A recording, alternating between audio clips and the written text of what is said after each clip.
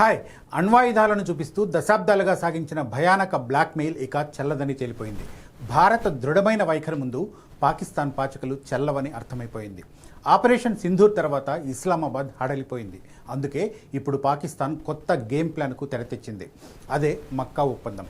ప్రపంచంలోనే అత్యంత సంపన్నమైన Saudi Arabia defence టెక్నాలజీలో ముందంజలో ఉన్న టర్కీలతో కలిసి రాత్రికి రాత్రే సంతకం చేసిన ఆ రహస్య మక్కా ఒప్పందం వెనుక ఉన్న అసలు కథ ఏంటి? Let's watch in the story.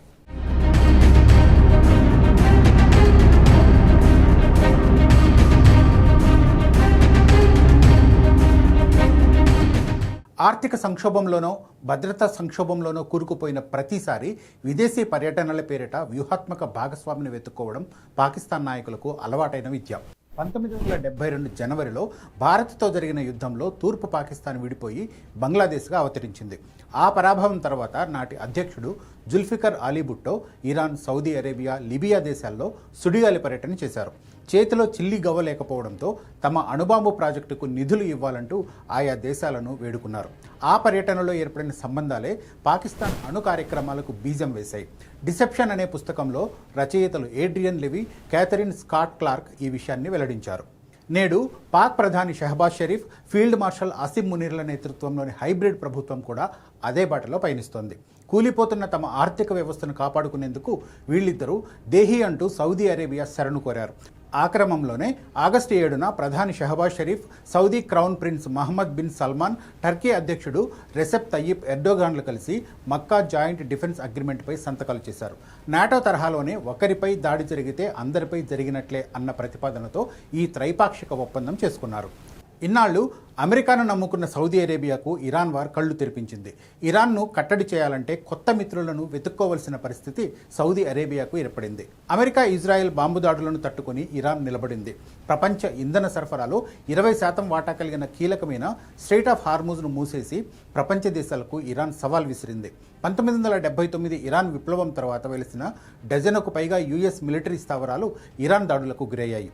6 GCC రాచరికాలకు రక్షణ ఇవ్వడంలో అమెరికా విఫలమైంది. దీంతో సౌదీ అరేబియా తన వ్యూహాన్ని మార్చుకోక తప్పలేదు. అయితే పాకిస్తాన్ కోణం వేరు.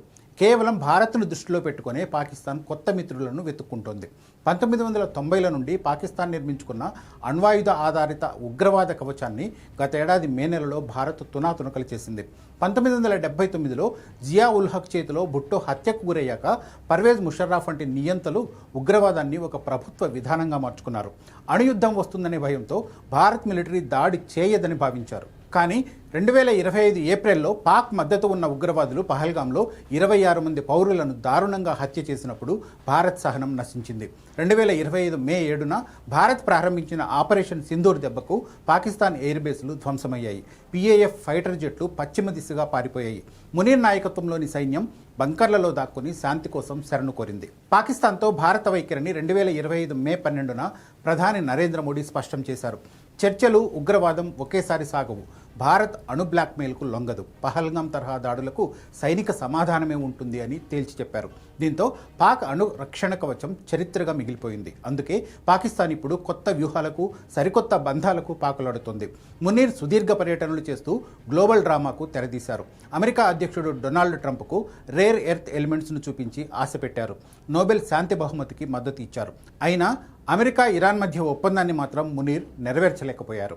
ఇరాన్తో శాంతి ఒప్పందం విషయంలో పాకిస్తాన్ చేతులెత్తేసింది. దీంతో అమెరికా మునీర్ను నమ్మే పరిస్థితి లేకుండా పోయింది. అందుకే మునీర్ ఇప్పుడు ప్లాన్ బిని అమలు చేస్తున్నారు. అమెరికాపై పాకిస్తాన్ ఇప్పుడు ఆశలు వదిలేసుకుంది. ఒకవైపు బలూచిస్తాన్, ఖైబర్ పఖ్తుంఖ్వాలలో పరిస్థితి రోజు రోజుకు క్షీణిస్తోంది.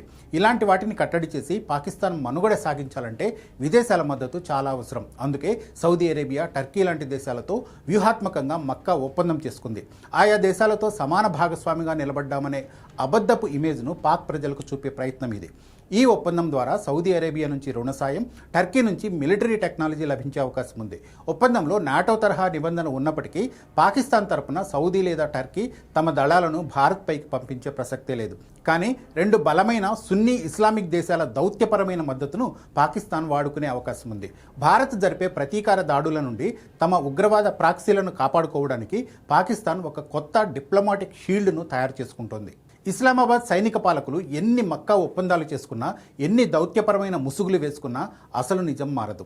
ఉగ్రవాదాన్ని విదేశీ విధానంగా వాడుకునే క్రమంలో పాకిస్తాన్ ఇప్పటికే తన ఆర్థిక వ్యవస్థను, సార్వభౌమాధికారాన్ని పణంగా పెట్టింది. మరి ఈ అంతర్జాతీయ రాజకీయ వేదికపై రూపుదిద్దుకుంటున్న ఈ కొత్త ముక్కోణపు గేమ్ భవిష్యత్తులో ఎలాంటి మలుపులు తిరుగుతుందో వేచి చూడాల్సిందే.